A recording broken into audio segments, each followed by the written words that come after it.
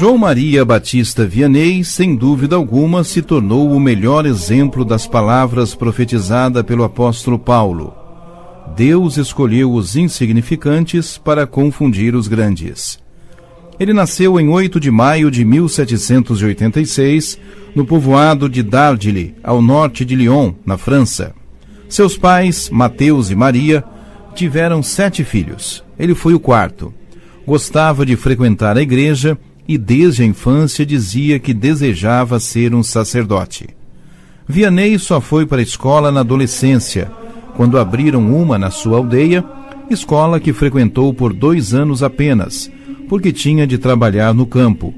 Foi quando se alfabetizou e aprendeu a ler e falar francês, pois em sua casa se falava um dialeto regional. Para seguir a vida religiosa, teve de enfrentar muita oposição de seu pai, mas, com a ajuda do pároco, aos 20 anos de idade, ele foi para o seminário de École, onde os obstáculos existiam por causa de sua falta de instrução. Foram poucos os que se vislumbraram a sua capacidade de raciocínio. Para os professores e superiores, era considerado um rude camponês que não tinha inteligência suficiente para acompanhar os companheiros nos estudos, especialmente de filosofia e teologia. Entretanto, era um verdadeiro exemplo de obediência, caridade, piedade e perseverança na fé em Cristo.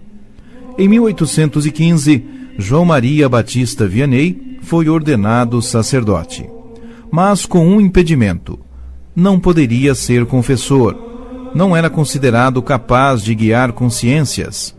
Porém, para Deus, ele era um homem extraordinário, e foi por meio desse apostolado que o dom do Espírito Santo manifestou-se sobre ele. Transformou-se num dos mais famosos e competentes confessores que a Igreja já teve.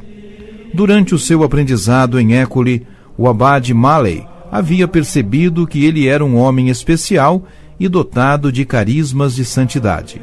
Assim, 3 anos depois, conseguiu a liberação para que pudesse exercer o apostolado plenamente. Foi então designado vigário-geral na cidade de Ars-sur-Formans. Isso porque nenhum sacerdote aceitava aquela paróquia do norte de Lyon, que possuía apenas 230 habitantes, todos não praticantes e afamados pela violência. Por isso a igreja ficava vazia e as tabernas lotadas.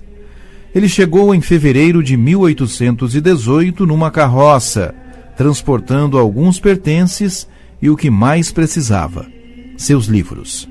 Conta a tradição que na estrada ele se dirigiu a um menino pastor dizendo: "Tu me mostraste o caminho de Ars, e eu te mostrarei o caminho do céu." Hoje, um monumento na entrada da cidade lembra esse encontro. 13 anos depois, com seu exemplo e postura caridosa, mas também severa, conseguiu mudar aquela triste realidade, invertendo a situação. O povo não ia mais para as tabernas.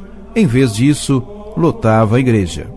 Todos agora queriam confessar-se, para obter a reconciliação e os conselhos daquele homem que eles consideravam um santo.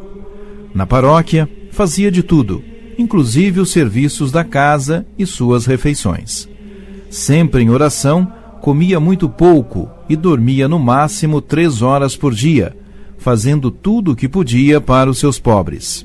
O dinheiro herdado com a morte do pai, gastou com eles. A fama de seus dons e de sua santidade correu entre os fiéis de todas as partes da Europa. Muitos acorriam para a paróquia de Ars, com um só objetivo: ver o cura e, acima de tudo, confessar-se com ele. Mesmo que para isto tivessem que esperar horas ou dias inteiros.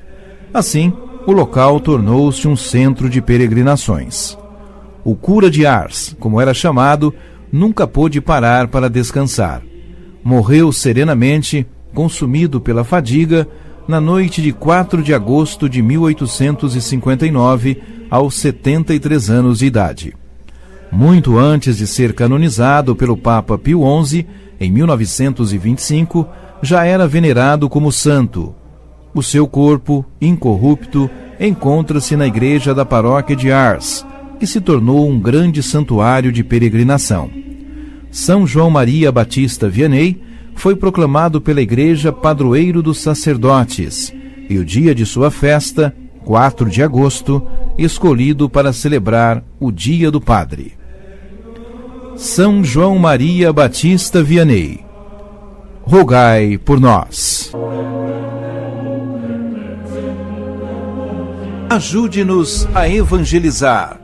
Se inscrevam em nosso canal, ativem o sininho, dê o joinha em nossos vídeos e compartilhem a palavra de Deus.